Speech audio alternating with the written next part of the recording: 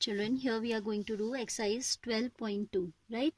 I'm reading the question first of all. You'll refer your book. Reshma wishes to mix two types of food, P and Q, in such a way that the vitamin contents of the mixture contain at least 8 units of A and 11 units of vitamin B. Food P costs rupees 60 per kg and Q costs rupees 80 per kg, right? Food P contains 3 unit per kg of vitamin A and 5 unit per kg of vitamin B, while Q contain 4 unit per kg of vitamin A and 2 unit of vitamin B. Determine the minimum cost of the mixture. ठीक है, तो इस question को आप थोड़ा सा slowly और बहुत उससे पढ़ेंगे, किससे, पेशेंस के साथ पढ़ेंगे, जिससे कि question if you are clear with then only you can frame out the constraints for the particular problem. ठीक है, तो आप जो है इसमें मान के चलोगे कि suppose x kg p type का फूड मिलाती है वो and y kg of type q. ठीक है, let she mixes, let will do 2-3 problems only from this. ठीक है, लेट शी मिक्स, बिकॉज अभी है नहीं है आपके कोर्स में, तो will focus more on the topics that are there in the syllabus. Let she mixes x kilogram of food P and Y kilogram of food Q. ठीक है, तो ये हो गया. अब आपसे वो कहता है कि in such a way that the vitamin content in the mixture at least 8 unit of vitamin A and 11 unit of B. फिर आपको दे रहा है कि फूड P का कॉस्ट इतना है, Q का कॉस्ट इतना है. तो हम पहले क्योंकि आपको बात कर रहे हैं कि minimum cost of the mixture आपको बताना है, तो हम ऑब्जेक्टिव फंक्शन बना ले रहे हैं. पहले फूड P की हमने X यूनिट बनाई है एंड फूड मिलाई है, एंड फूड Q का हमने Y यूनिट्स मिक्स किया है. इसका रेट है, रेट ऑफ दिस इज 60 पर kg एंड इसका जो रेट है दैट इज 80 पर kg. So Z will be 60 times X, क्योंकि अगर X kg मिलाया तो 1 का cost is 6, then cost of X units will be 60x plus 80y. ये हो गई आपकी ऑब्जेक्टिव फंक्शन बन गया. ठीक है, this is the objective function which we have to minimize. Then what it is saying about vitamin A and B. ठीक है, तो हम लोग क्या कर रहे हैं ना, इसको टेबुलर फॉर्म में कर रहे हैं. तो I am going to write here the resources. Right, resources क्या है हमारे पास, विटामिन A है, talking about vitamin A and vitamin B. ठीक है, फिर उसके बाद आपसे कह रहा है कि फूड की बात कर रहे हैं, तो हम फूड ले लेते हैं. फूड जो है हमारा एक है P, one is P and other is Q, and यहाँ पे उनकी आ जाएगी रिक्वायरमेंट कितनी है. ठीक है, ये P और Q थोड़ा ऊपर शिफ्ट करके लिखना चाहिए था ना. I am shifting this, vitamin A यहाँ शिफ्ट कर दिया. ठीक है, क्या कहता है कि vitamin content of mixture contain at least 8 unit of vitamin A and 11 of vitamin B. At least का मतलब इधर इट शुड बी 8 किलोग्राम और it should be more than that. ठीक है, तो रिक्वायरमेंट यहाँ पे क्या है, 8 और 11 है. ऑब्वियसली साइन क्या आएगा, एटलीस्ट में आपका ग्रेटर देन इक्वल टू का साइन आता है. आप समझ रहे हैं क्यों, because at least 8 kilogram is required, it means minimum is 8. It can be more than 8 also, more than 8 is acceptable. हाँ, एटलीस्ट 8 में आपका 8 या 8 से ज्यादा आप लोगे, कम से कम उसको 8 चाहिए, 8 से ज्यादा भी तो हो सकता है ना. So this should be coming in this line only, greater than equal to 8. Now कहता है food P contain 3 unit per kg of vitamin A and 5 unit per kg of vitamin B.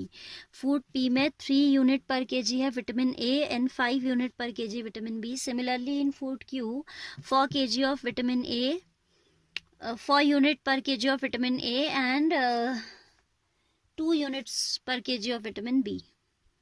ठीक हो गया, तो अब आपको इसके कंस्ट्रेंट्स बनाने. तो एक तो हो गया नॉन नेगेटिव की फूड आप जो मिक्स करोगे obviously greater than equal to 0 होगा. फूड की क्वांटिटी नेगेटिव तो हो नहीं सकती, तो 1 constraints always will have this. ठीक है, so then next will be 3x, क्योंकि ये हमने x यूनिट मिलाया है, and Q we have mixed y unit. So ये हो जाएगा 3x plus 4y greater than equal to 8.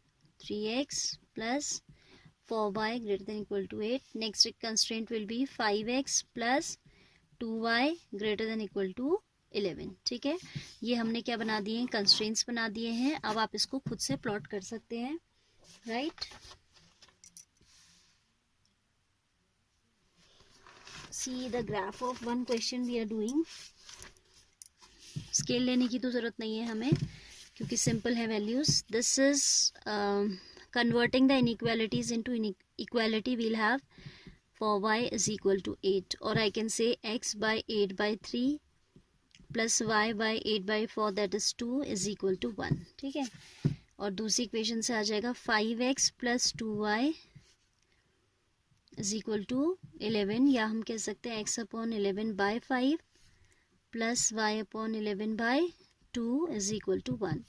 x upon ये कितना हो जाएगा 2.2 प्लस ये हो जाएगा y upon 5.5 is equal to 1. और इसको अगर ऐसे ही लिखना चाहें तो दिस इज x अपॉन 3 2 6, 2.66 के अराउंड हो गया, जिसे हम राउंड ऑफ करके 2.6 ले रहे हैं, plus y by 2 is equal to 1. ठीक है. So now see the graph will have to make. इसमें हमें यूनिट लेने की जरूरत नहीं है because all values are small only, and scale I am taking as 1 centimetre equals to 1 unit only. ठीक है. 1 सेंटीमीटर इक्वल्स टू 1 यूनिट हम लेंगे. ठीक है. ग्राफ शीट तो मुझे दिखाई नहीं दे रही है.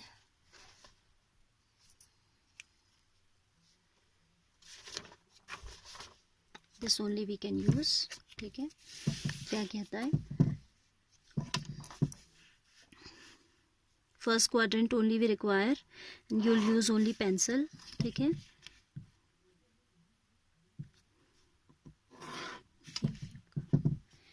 फर्स्ट लाइन क्या है आपकी, x upon x greater than 0 is this, y greater than 0 is this, greater than equal to 0, तो आपका फर्स्ट क्वाड्रेंट में काम होगा. फिर आप कहते हो कि x अपॉन 2.6, तो 2.6 इज दिस. 2.7 भी गाओ तो उतना तो आपका पेंसिल का टिप ही होता है. 2.66 if you round off at as 2.7 that's also correct only, और इतने में तो आपका कुछ फर्क भी नहीं पड़ना. y के नीचे है 2, तो ये पहली लाइन हो गई. This is the line whose equation is, क्या थी इसकी equation, 3x plus 4y greater than equal to 8. As it is greater than equal to 8, if we put 0 0, 0 is not greater than 8, so our sign will be like this. ठीक है. फिर है आपका x upon 2.2, so this is 2.2, y is 5.5, 1 2 3 4 5.5, ये हो जाएगा, ऐसे चला जाएगा.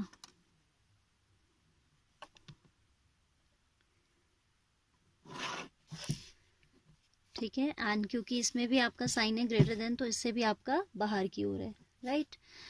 So common feasible region again is unbounded. ये तो सारा अनबाउंडेड है आपका, ये पूरा ही फिजिबल है. इससे ऊपर और इससे ऊपर तो कॉमन ये हो गया है ना. अब if it is unbounded region, first of all we require this point already we have, and this point is कितना था, ये 0,5.5 था ये पॉइंट, यानी कि 11/2, एंड दिस पॉइंट वॉज 2. आप इसे फ्रैक्शन में रखना है चेक करते वक्त, क्योंकि थोड़ा एरर आ जाता है अदरवाइज. 8/3, 0, जिसको हमने 2.7 या 2.6 कंसिडर किया था, दैट वाज एक्चुअली. और ये हम लीनियर इक्वेशंस को सॉल्व करके निकालेंगे. How we can solve this. This is 3x plus 4y is equal to 8, और इसे हम बना लेते हैं 10x plus 4y is equal to 22. ठीक है. 10x plus 4y is equal to 22. Minus minus minus minus, ये दोनों कैंसिल हो गए. Minus of 7x is equal to minus of 14, है ना, 14. तो x आ जाएगा 14/7, दैट इज 2. x कितना आ जाएगा 2. इंटरसेक्शन पॉइंट हमें एक मिला 2. Right.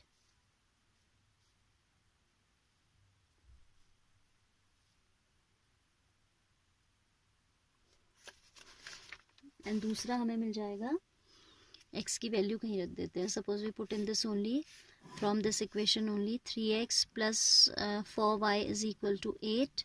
if we put 2 here, 6 plus 4y is equal to 8. 4y है आपका 8 minus 6 2, so y आ जाएगा हाफ, यानी कि this intersection point we are obtaining is 2, graph sheet में जो ये पॉइंट्स हैं, this is point P, this is Q. Q's coordinates are 2, and R आपके पास ऑलरेडी है 8, this is R, 8/3, 0. Now we need to check as it is unbounded region, पहले तो हमें इसको निकालना पड़ेगा कि इसमें आपका ऑब्जेक्टिव फंक्शन क्या वैल्यू दे रहा है. Objective function is 60x plus, what was the objective function? It was 60x plus 80y. z was 60x plus 80y. ठीक है, यहाँ लिखेंगे हम corner points and here value of z. ठीक है, कॉर्नर पॉइंट क्या क्या है हमारे पास? 0,11/2 and then 2,half and then last we have 8/3,0. ठीक है, check the values of z at these particular points. 0 पे ये तो 0 हो जाएगा, ये हो जाएगा 44. दिस विल गिव यू कितना? 44 दे देगा आपको 11. यहाँ पे 80y था, 80y. ठीक है, सो इट विल बी 440. ठीक है, 0 into 60 will be 0 itself. 80 into half, 80 into half करेंगे तो कितना आ जाएगा?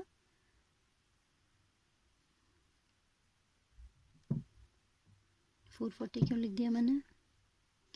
कहाँ रख रही है और कहाँ? सॉरी, हाँ, sorry for the mistake. 0 into 11/2 रखना था ना मुझे. 60 इंटू 0 प्लस 80 इंटू 11/2, ये 0 हो जाएगा और ये आ जाएगा 40 इंटू, यहाँ आएगा 440. Then 2,2,half. सो रख के देख लीजिए. 60 into 2 120 plus 80 into half is 40, तो ये आ जाएगा कितना? 160. एंड देन 8/3,0 पे आएगा आपका 60 इंटू 8/3 प्लस तो 0 ही आना है पूरा. So this is 480. 20 आ जाएगा एक्चुअली. 28 से 160, तो ये भी कितना आएगा? 160 आएगा. ठीक है, तो आपका जो मिनिमम आ रहा है वो 160 आ रहा है. We are getting this 2 times repeatedly. ठीक है, 160 कहाँ पे? 2,half पे, ये वाली लाइन पे और इस पूरी लाइन पे. 2,half एंड 8/3, यहाँ से यहाँ तक पूरा आपका फंक्शन कैसा दिख रहा है? मिनिमम दिख रहा है. इतने पूरे में आपका मिनिमम दिख रहा है. We just have to check as it is unbounded region. Now we need to plot the inequality z less than m. ठीक है, ये m है हमारा. m क्या है यहाँ पे? 160 है. z क्या था? 60x plus 80y less than 160, और वी कैन से 20 से कैंसिलेबल है सब. So 3x plus 4y less than 8, right? यानी कि ये वो इक्वेशन शायद है हमारे पास. ये equation 3x plus 4y is equal to 8 कहीं बनाई थी हमने. या it was here no. 3x plus 4y greater than. तो अब जब लेस देन प्लॉट करेंगे तो क्या होगा? लाइन तो वही आएगी ग्राफ पे. This will be the same line, but इससे नीचे को होगा सोल्यूशन, है ना? लेस देन 8 के लिए आपका इससे नीचे होगा and this will be dotted. It means the feasible reason has no point common with this half plane जो हमें इससे मिल रहा है. Hence this only is the minimum value of objective function. आप लिखेंगे the feasible reason on plotting 3x plus 4y less than 8, we observe that the open half plane given by 3x plus 4y less than 8 has no point in common with the f reason, feasible reason, with the feasible region. This implies 160 is the minimum cost. 160 is the minimum cost. और अगर आपसे point पूछे तो through out the line segment this QR को मिलाने वाली line segment के हर point पे आपको यही वैल्यू मिलने वाला है, right? This we have discussed in class also that if in on extreme points we get the same value then everywhere on that particular line हमें वही वैल्यू मिलती है. ठीक है, so this way you have to go. Now I will take one more problem that will be based that will be giving you a bounded region. ठीक है, then right now I am not telling any question from miscellaneous. If later on after completing the syllabus there will be time, I'll see to that. Otherwise we'll proceed to the topics that are to be that are not deleted, right, for this year.